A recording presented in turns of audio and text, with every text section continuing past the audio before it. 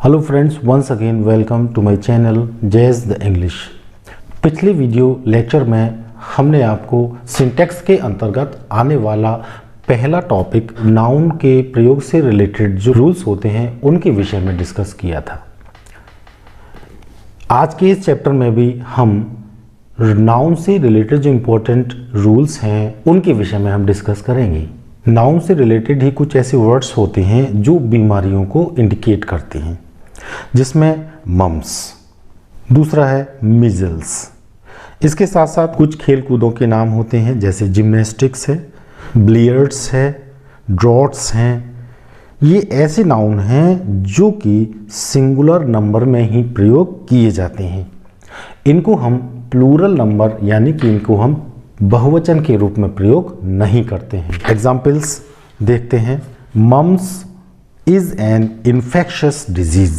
अब देखो, यहाँ मम्स एक बीमारी का नाम है और इसके साथ इसका प्रयोग ही किया जाएगा।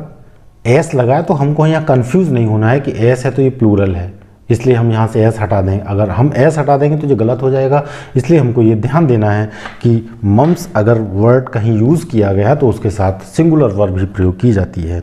इसके बाद अगला एग्जाम्पल देखते हैं। Measles has broken out in the city. यहाँ मिजल्स हैं, मिजल के साथ सिंगुलर वर्ब प्रयोग की गई है।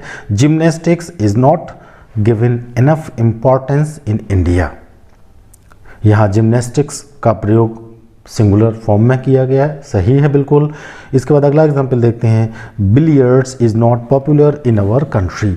ये सारे के सारे नाउन्स ऐसे नाउन्स थे जो कि सिंगुलर फॉर्म में ही प्रयोग होने हैं। ऐसे एब्स्ट्रैक्ट नाउन और मटेरियल नाउन होते हैं जिनको सिंगुलर फॉर्म में ही प्रयोग किया जाता है।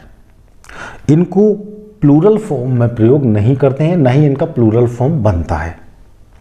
जैसे सबसे पहले इसमें आता है copper, kindness, tin, anger, sympathy, water, milk, rice, iron, wheat, brick, stone. ये सारे के सारे ऐसे नाउन हैं जो सिंगुलर फॉर्म में प्रयोग किए जाएंगे, और सिंगुलर फॉर्म में प्रयोग किए जाएंगे तो इनके साथ वर्ब भी सिंगुलर ही प्रयोग की जाती है। एग्जाम्पल देखते हैं। My sympathies are always with the poor.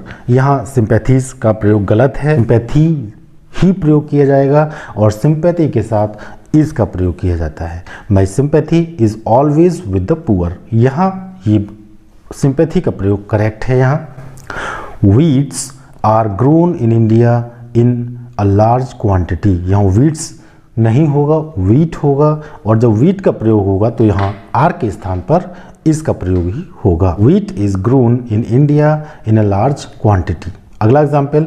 This house is made of bricks and stones. यहाँ ब्रिक्स एंड स्टोन्स नहीं प्रयोग होगा, ब्रिक एंड स्टोन का प्रयोग किया जाएगा। This house is made of brick and stone. अब हम नेक्स्ट पॉइंट की ओर चलते हैं। जब कोई नाउन किसी कंपाउंड वर्ड में एडजेक्टिव का काम कर रहा हो तो वह हमेशा सिंगुलर फॉर्म में ही प्रयोग किया जाता है। जैसे अ 10 रुपी नोट। ये एक ऐसा नाउन है जो कंपाउंड वर्ड के रूप में प्रयोग किया गया है और ये एडजेक्टिव का काम करेगा। इसी तरह से अ 5 ईयर ओल्ड चाइल्ड, अ 4 मिल्क वॉक, अ 3 माइल रेस। ये कुछ मैंने नाउन ऐसे बताए जो एडजेक्टिव का काम कर रहे हैं, कंपाउंड नाउन है, तो ये हमेशा सिंगुलर फॉर्म में ही प्रयोग होते हैं। जैसे एग्जाम्पल देते हैं। ही gave me a 5 rupees note. यहाँ हम ये देख करके कि 5 है तो रुपीज़ हो सकता है, तो यहाँ ये गलत हो जाएगा। नोट है इसलिए रुपी ही होगा। He gave me a 5 rupee note. अगला एग्जाम्पल देखते हैं। My brother ran 5 miles race. यहाँ 5 माइल्स नहीं होगा, 5 माइल होगा। ये करेक्टली इसका प्रयोग किया गया है। ये कुछ ऐसे वर्ड्स थे, कंपाउंड नाउन थे, एडजेक्टिव का काम कर रहे थे। इनके साथ हम कभी भी प्लूरल या एस या ईएस का प्रयोग हम नहीं करते हैं। कुछ समाचार पत्र हों या पुस्तकों के नाम हो या कुछ देशों के नाम हो, चाहे वो देखने में प्लूरल ही क्यों न लग रहे हों, लेकिन अर्थ में वो सिंगुलर ही होते हैं।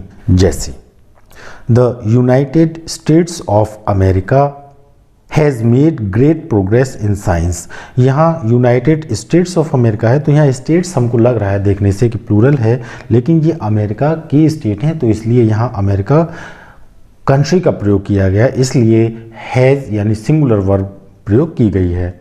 इसके बाद the Hindustan times is a leading newspaper, यह हिंदुस्तान टाइम्स न्यूज़पेपर का नाम है, तो यहाँ सिंगुलर वर्ब भी प्रयोग की जाएगी। द अरेबियन नाइट्स, ये बुक का नाम है, तो यहाँ इसके साथ सिंगुलर वर्ब ही प्रयोग की गई है। इसके बाद अब हम यहाँ कुछ ऐसे नाउन की बात करेंगे जिनको हम सिंगुलर और प्लूरल वर्ब के हिसाब से मान लेते हैं। जैसे मीन्स होता है, पेन्स होता है, वेजेस होता है। मीन्स जो है जब किसी माध्यम के अर्थ में होता है तो ये सिंगुलर और प्लूरल दोनों ही फॉर्म में प्रयोग होता है। जैसे she achieved greatness by this means. इसका अगला एग्जाम्पल देखते हैं, every means has been tired. यहाँ इसका प्रयोग हमने सिंगुलर फॉर्म में किया है, लेकिन जब मीन्स का प्रयोग आय के अर्थ में हो तो हम सदैव इसको प्लूरल फॉर्म में ही प्रयोग करते हैं। एक सेंटेंस लेते हैं, माई मीन्स आर लिमिटेड। यहाँ मीन्स का मतलब है आय, तो यहाँ इसको हम प्लूरल फॉर्म में प्रयोग करेंगे। इसके बाद जैसे पेन्स, अभी हमने बताया पेन्स का जो अर्थ है वो कष्ट होता है या प्रयत्न होता है, और इसका जो सिंगुलर और प्लूरल प्रयोग है वो दोनों में ही किया जा सकता है। Great pains were taken to please the manager. यहाँ पेन्स को प्रयोग किया गया है प्लूरल फॉर्म में। इसी तरह much pains has been taken, यहाँ पेन्स का प्रयोग सिंगुलर फॉर्म में किया गया है। तो ये हमको देखना है, हमको जानना है, समझना है प्रयोग से, और हमको ये जो रूल्स, फ्रेंड्स मैं आपको एक बात बता दूं कि ये जो मैं पॉइंट्स बता रहा हूँ इन पॉइंट्स को याद करना, लर्न करना बहुत ज़रूरी है, क्योंकि जब तक लर्न नहीं करेंगे तब तक हम इनको नहीं जान पाएंगे। इसके बाद आगे बढ़ते हैं। वेजेस का प्रयोग प्लूरल फॉर्म में होगा, लेकिन अर्थ के अनुसार उसके साथ सिंगुलर या प्लूरल वर्ब का प्रयोग भी किया जाता है। एग्जाम्पल लेते हैं, the wages of this sin are death. यहाँ वेजेस के साथ आर प्लूरल वर्ब का प्रयोग किया गया है, तो यहाँ हम इज का प्रयोग करेंगे, आर का प्रयोग नहीं करेंगे। दूसरा सेंटेंस देखते हैं, his wages is 100 rupees a week. उसकी जो मजदूरी है वो एक सप्ताह में 100 रुपये है, तो यहाँ हिज वेजेस इज जो किया है वो गलत है। His wages are 100 rupees a week, यहाँ वेजेस के साथ आर का प्रयोग किया जाएगा। इसके बाद अगले पॉइंट की ओर बढ़ते हैं। यहाँ मैं कुछ नाउन बोल रहा हूँ, ब्रदर भाई, क्लॉथ कपड़ा, फिश मछली। ये कुछ ऐसे नाउन होते हैं जिनके प्लूरल में 2 रूप होते हैं, और इसीलिए इन दोनों का जो प्रयोग होता है वो भी अर्थ के हिसाब से अलग अलग होता है।